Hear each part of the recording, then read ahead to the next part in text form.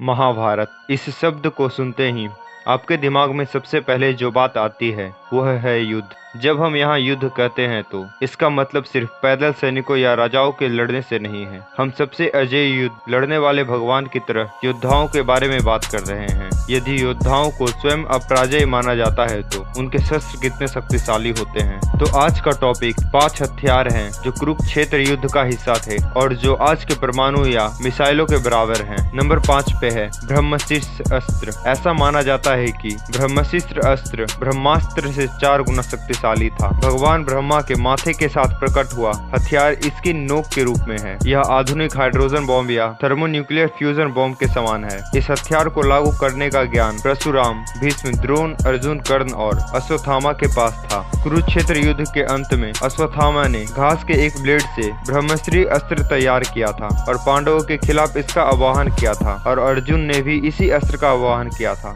Number 4 पे है नारायण अस्त्र। इसका नाम भगवान विष्णु के अस्त्र के नाम पर रखा गया है जिसे स्वयं भगवान से ही प्राप्त किया जा सकता है। यह अस्त्र एक साथ लाखों घातक मिसाइलों के बराबर फायर करता है। प्रतिरोध के साथ इसकी तीव्रता में भी बहुत वृद्धि थी। नारायण अस्त्र का उपयोग जीवन काल में केवल एक ही बार किया जा सकता था।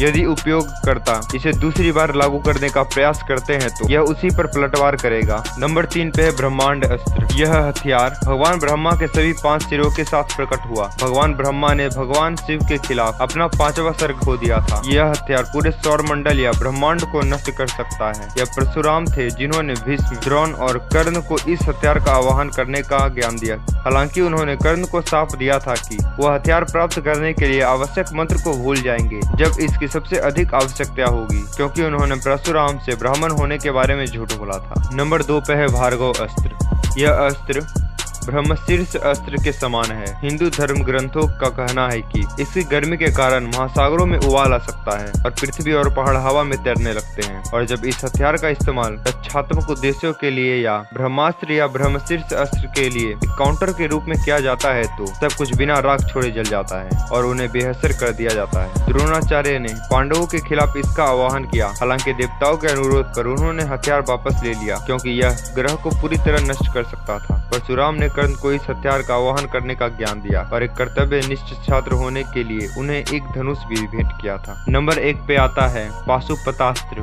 त्रिशूल की तरह ही पाशुपतास्त्र भी भगवान शिव का अस्त्र है। इस हथियार को बहुत ही विनाशकारी माना जाता है। कहा जाता है कि यह इतना घातक है कि पूरी सृष्टि को नष्ट करने की क्षमता रखता है। यह दिखने में एक तीर की तरह होता है जिसको चलाने के लिए धनुष का प्रयोग किया जाता है। यह अस्त्र महाभारत में केवल अर्जुन के पास ही था। यह वह अस्त्र है जो मंत्रों से चलाए जाते हैं। अर्जुन ने कभी भी इस हथियार का प्रयोग नहीं किया क्योंकि अगर वह ऐसा करते तो पूरी सृष्टि का नाश हो जाता। गाइस, आप इस अस्त्र की सूची के बारे में क्या सोचते हैं? कृपया नीचे कमेंट करना मत भूलें और अगर आपको यह वीडियो अच्छी लगी हो तो लाइक करें और अपने दोस्तों के साथ शेयर करें और चैनल को सब्सक्राइब करना मत भूलें। Thanks for watching.